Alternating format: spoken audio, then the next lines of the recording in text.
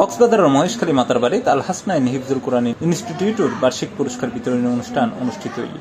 Honorable teachers and my dear friends, Alhamdulillah, I am very happy to be here today.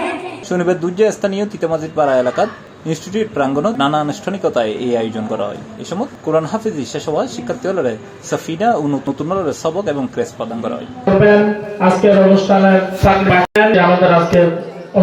শিক্ষার্থী হল স্বতঃস্ফূর্ত অংশগ্রহণের পাশাপাশি উপস্থিত আছেন অভিভাবক হল হাজী বাদশা মিয়ার সভাপতিত্বে ও নজরুল ইসলামের পরিচালনায় এর প্রধান অতিথি হিসেবে উপস্থিত আছেন কুতুব শরীফ দরবারের সিনিয়র যুগ্ম পরিচালক শাহজাদা আতিকুল মিল্লাত আল কুতুবী।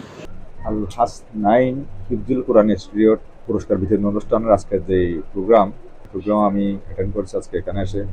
এটি আমার জীবনের প্রথম মহেশখালীতে আগমন। এই শিক্ষা প্রতিষ্ঠানের প্রোগ্রামের উছিলায় আমি আসতে পেরে এই প্রতিষ্ঠানের যারা পরিচালক তাদের আমি অসংখ্য ধন্যবাদ জানাই।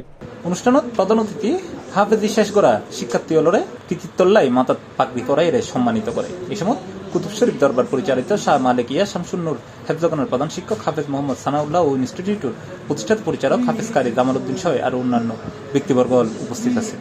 অনুষ্ঠানের চালনা পরিচালক হাফেজ আব্দুল শাকুর। আজকে আমাদের অনুষ্ঠানের বাকি আরেকটা সি প্লাস টিভি চট্টগ্রাম।